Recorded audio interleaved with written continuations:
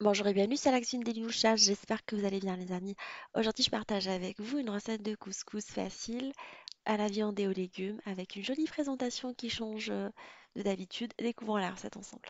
Nous allons commencer par préparer le bouillon de couscous. Alors ce qui prend le plus de temps dans la préparation étant la viande, surtout quand il s'agit de viande rouge.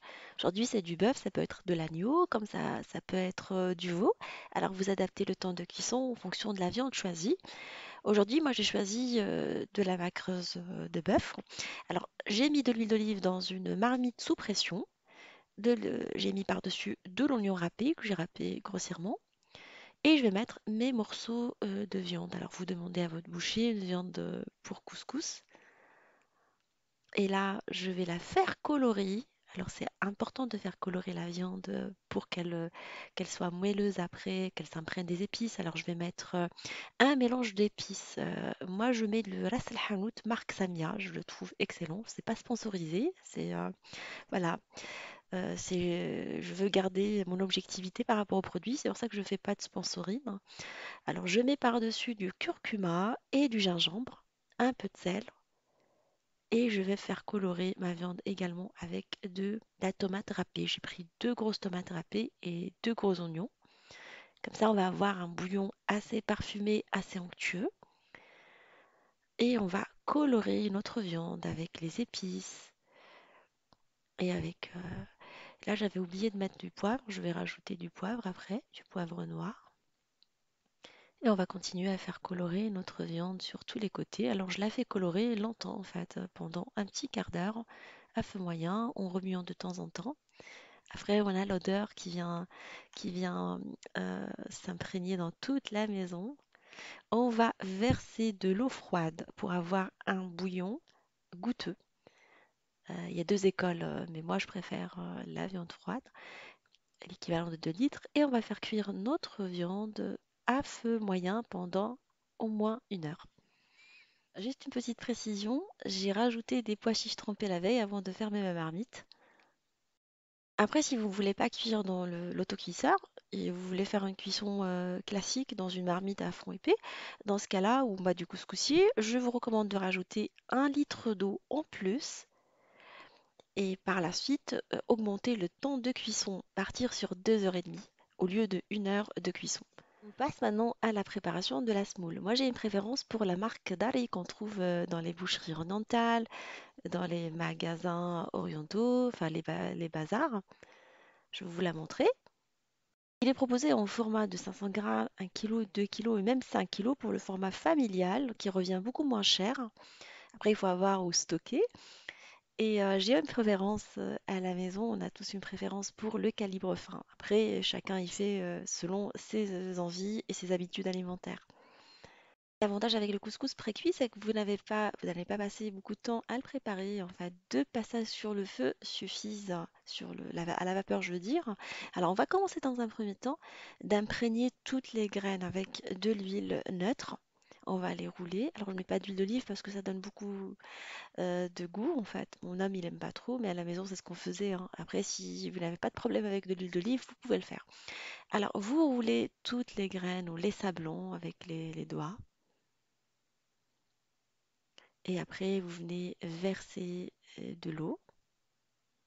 Alors, je vous laisserai les ingrédients, la quantité d'eau, de semoule utilisée en barre d'infos, comme d'habitude. Alors, on le laisse gonfler dans un premier temps, le temps de la préparation de la viande, hein, pendant qu'elle cuit. Et là, on va passer à la préparation des légumes. Alors, je vais prendre de la carotte que je vais enfin, éplucher, découper en deux, et je vais la découper en biais. Comme je compte présenter mon couscous différemment, bah, du coup, je vais couper les légumes plus petits. D'habitude, je les présente plus grands. Voilà, celui-là, c'est pour moi, le petit morceau qui reste. La carotte, ça rend gentil.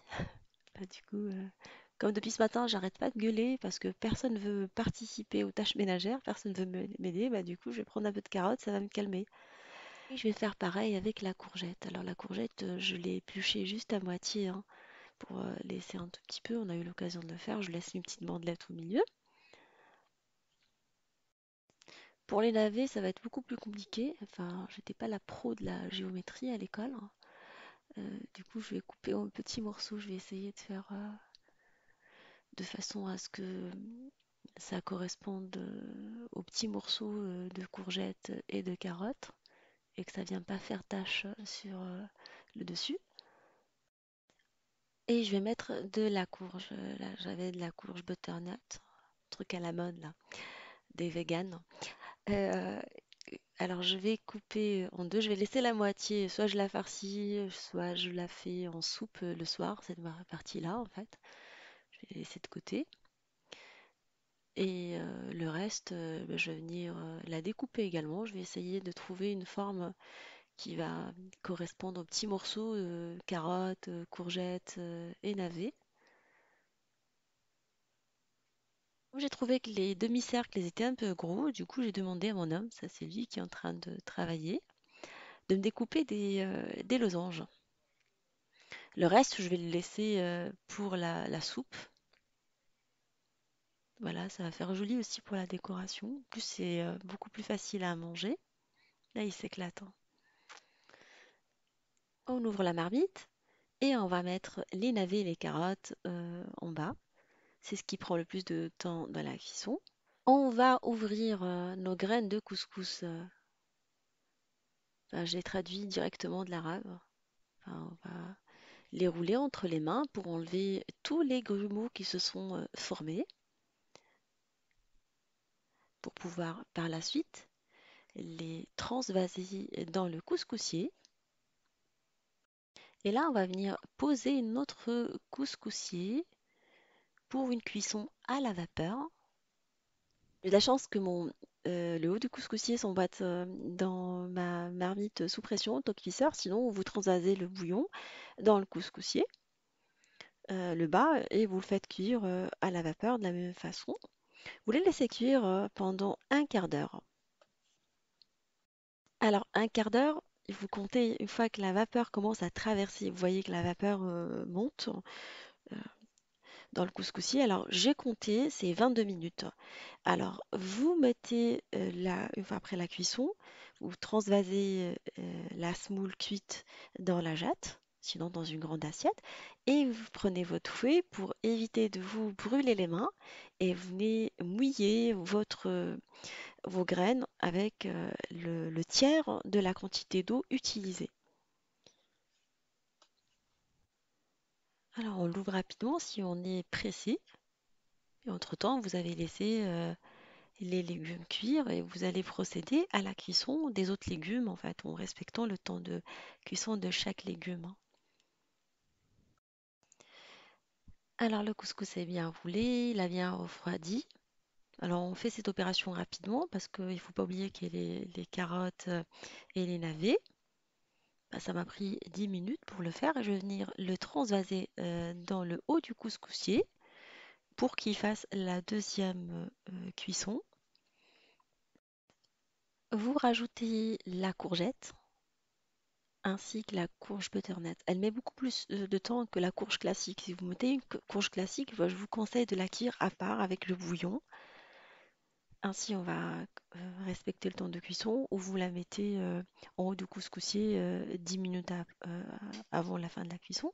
Alors, vous laissez cuire pendant 20 à 25 minutes. Moi, je l'ai laissé 22 minutes comme tout à l'heure. Là, notre graine de couscous est maintenant prête. Vous venez la transvaser dans la jatte pour pouvoir la travailler par la suite. Vous éteignez le feu, le bouillon et les légumes sont déjà prêts et on passe à la préparation, enfin le dressage. Je vais mettre quelques petits morceaux de beurre ramolli dans le couscous en courchou, c'est ce qui va lui donner un bon goût. Moi je suis adepte du couscous la semoule au beurre. Je laisserai également les ingrédients utilisés et je continue à l'ouvrir pour pouvoir par la suite le dresser. Vous arrosez votre couscous avec l'équivalent de 2 louches de bouillon et on continue à l'ouvrir, hein. Vous pouvez diluer le beurre dans le bouillon, le mélanger, c'est ce que je faisais d'habitude, et le verser par-dessus le couscous également. Alors pour le dressage, vous prenez un cercle pâtissier ou un moule amovible et vous mettez au milieu un bol C'est c'est pour construire un petit dôme, on va enterrer la viande pour pouvoir faire une jolie construction autour et vous faites une construction de couscous autour du bol. Vous vous tassez, vous essayez dans la mesure du possible de garder le bol au milieu. Une fois que vous avez mis toute votre semoule, vous venez par la suite tasser à l'aide d'une petite cuillère ou une grande cuillère. Vous ôtez le bol et vous mettez la viande au milieu. Ce que je fais pour faciliter le dressage et séparer les légumes de la viande, c'est que je prends le couscoussier, en fait le haut, et je filtre mes légumes du bouillon. Comme ça, c'est beaucoup plus facile pour le dressage. On a eu l'occasion de le faire pour le couscous royal. Je vous ai montré comment je faisais. On dépose la viande au milieu. Bah, si vous trouvez qu'elle est un peu grande, n'hésitez pas à la découper en... Et on va venir déposer les légumes autour. Et le reste des légumes, vous les posez à côté si les personnes veulent se servir en plus. Alors, le conseil que je vous donne, c'est qu'une fois que j'ai finalisé le dressage, j'ai arrosé mon couscous généreusement, comme pour mes épices. Je mets tout généreusement. Du coup, au démoulage, c'était un peu compliqué. Mettez pas beaucoup de bouillon. Vous mettez le bouillon à côté et vous l'arrosez après. C'est un conseil pour avoir un dressage beaucoup plus joli. Évitez de casser le dôme, casser la construction. On enlève après délicatement, c'était un peu galère, je l'ai finalisé après avec une cuillère, mais d'habitude c'est beaucoup plus joli, hein. Ma mère, elle arrose pas beaucoup, après je lui ai demandé, elle m'a dit mets le bouillon à côté. Je l'ai finalisé délicatement. Ouais, la délicatesse, on en fait deux, mais bon, avec la cuillère, et j'ai mis les pois chiches autour. Voilà, mon couscous est maintenant prêt, il est super bon, croyez-moi. Avec le bouillon bien parfumé et la décoration, elle vient sublimer le tout. J'espère qu'elle vous fera plaisir, elle fera plaisir à vos familles et vos amis. Je vous fais des gros bisous d'amour et on se dit, on se retrouve sur la cuisine de Liloucha avec des nouvelles recettes, un nouveau voyage culinaire et à bientôt.